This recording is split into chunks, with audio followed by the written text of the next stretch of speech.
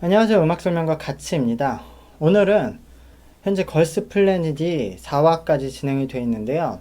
걸스 플래닛에 대한 가장 큰 논란 4가지에 대해서 한번 설명을 간단히 해보려고 합니다.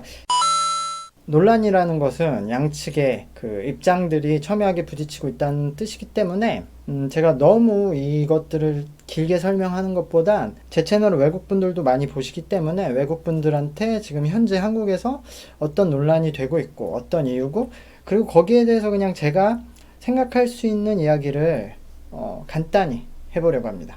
자, 첫 번째 논란입니다. 바로 걸스플래닛 시청률에 관한 이야기인데요. 지금 현재 걸스플래닛 시청률은 0.7에서 1% 정도. 그러니까 엠넷이 케이블 채널이긴 하지만 그래도 굉장히 저조한 시청률입니다. 그래서 걸스플래닛은 실패했다, 뭐 그런 이야기들이 나오고 있는데요.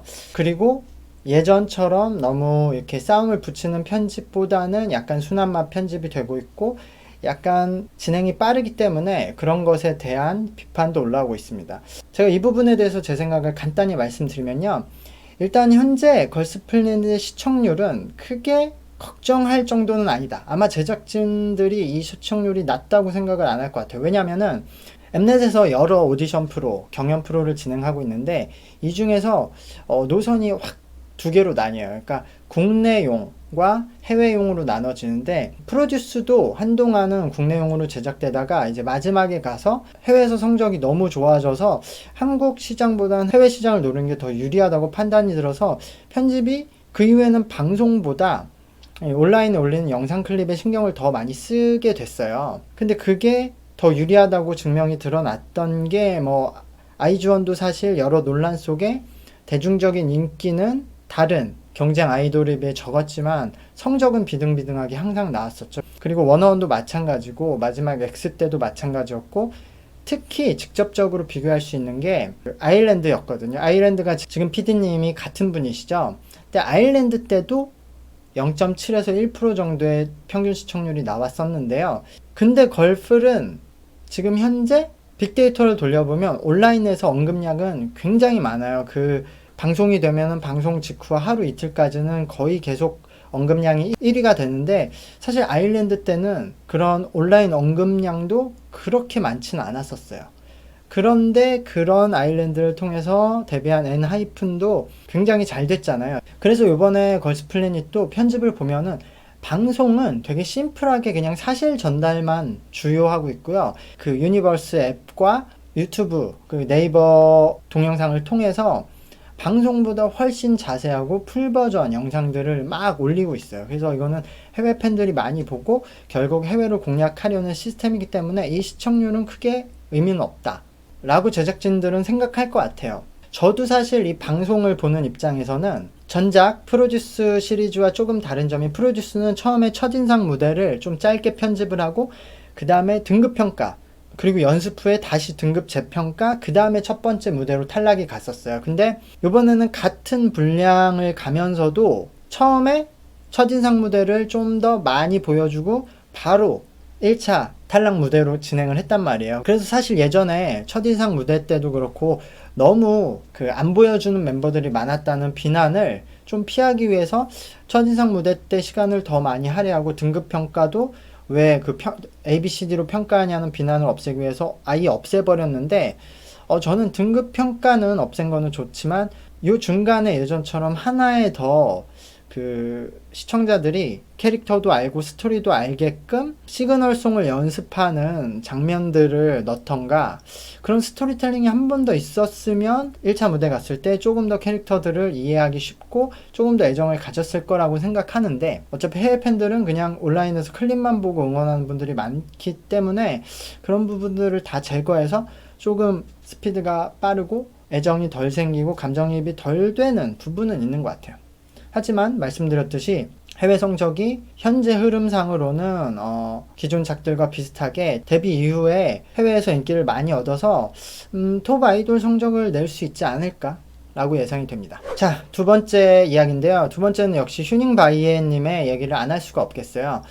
지금 휴닝바이에님이 투모로우바이투게더의 휴닝카이님의 친동생으로서 그 휴닝카이님의 국내외 팬들이 압도적으로 휴닝바이에님을 지지하고 있어요. 휴닝바이에님이 거의 방송에 비춰지지도 않았고 무대를 하지 않았는데도 투표를 엄청 하고 그 이후에 이제 영상 클립이 공개되니까 직캠 영상이 지금 전체 조회수 1위를 달리고 있는데요. 휴닝카이님의 팬들의 입장이 이거죠. 휴닝카이님을 너무 좋아하니까 이제 친동생이 거기서 탈락하면 휴닝카이님이 마음이 아플 테고 또 휴닝카이님 입장에서는 휴닝바이에님이 데뷔를 하면 좋아할 테니까 그 휴닝카이님을 웃게 해주고 싶다 해서 휴닝바이에님을 압도적으로 지지하고 있는 상황인데요.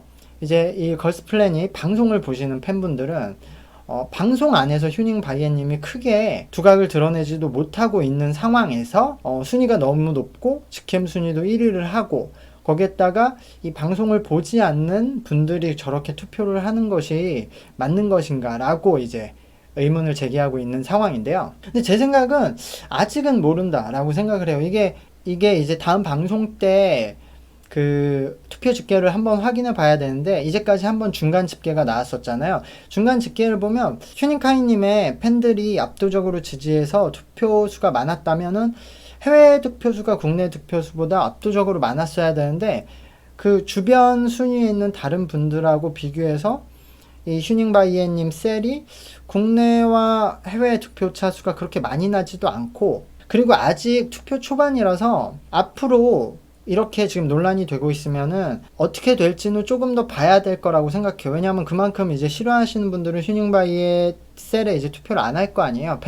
그 휴닝카이님 팬들은 투표를 하겠지만 근데 이 초반에는 셀로 묶여서 이렇게 할 수 있지만 나중에는 결국 혼자가 돼서 이제 투표를 받게 될 거고 그게 9명 안에 휴닝카이님 팬만으로서 넣을 수 있느냐 라고 생각을 해보면 지금은 워낙 많은 멤버들이 있어서 표가 분산되지만 나중에는 멤버가 줄면서 이 걸스플래닛을 보는 팬들이 다른 멤버들을 밀면 지금 휴닝바이에님이 받는 투표수를 봤을 때 휴닝바이에님이 반드시 9위 안에 들어간다 저는 장담 못한다고 생각을 해요. 그리고 앞으로 휴닝바이에님이 뭐 방송에서 어떤 모습을 보여주느냐에 따라서 달렸지만 저는 걸프를 보지 않고 뭐 휴닝카이님의 팬이라고 해도 그것도 어쨌든 이 방송이 끝나서 팀으로 데뷔한 이후에는 똑같은 대중이기 때문에 그분들이 투표하는 게 뭐 공정하지 않다라고 생각하진 않아요. 결국 이 걸스플래닛 999는 방송이 주가 아니라 이 방송으로 인해서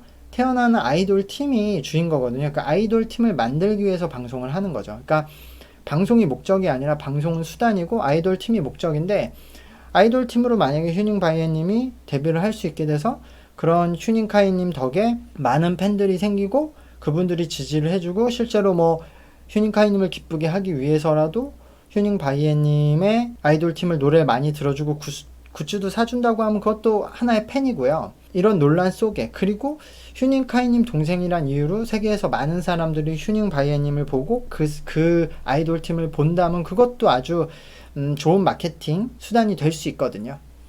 그래서 저는 일단은 상황을 봐야 된다. 그러니까 휴닝바이에님이 이런 논란이 있는 게 마음에 드시지 않은 분들은 투표를 안 하시면 되고 그런 식으로 이제 프로그램이 후반으로 지나갈 때까지는 휴닝바이에님이 반드시 투모로우바이투게더의 팬들이 투표를 하면은 무조건 데뷔할 수 있다 라고 저는 생각하진 않아요. 어쨌든 뭐 본인들의 생각대로 투표를 하시면 되고 뭐 너무 걱정할 단계는 아직 아니다 라고 생각합니다.